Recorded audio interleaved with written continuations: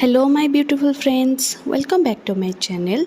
आज हूँ पखाड़ दिवस। आम ओडिया मानकर तो बहुत ही फेवरेट डे मत लगुच। तो समस्त को प्रायतः समस्त लोक पखाड़ पसंद थाए। पखाड़ भितर दही पखाड़ उफ। तो ये सब आइटम मु निजे बनई।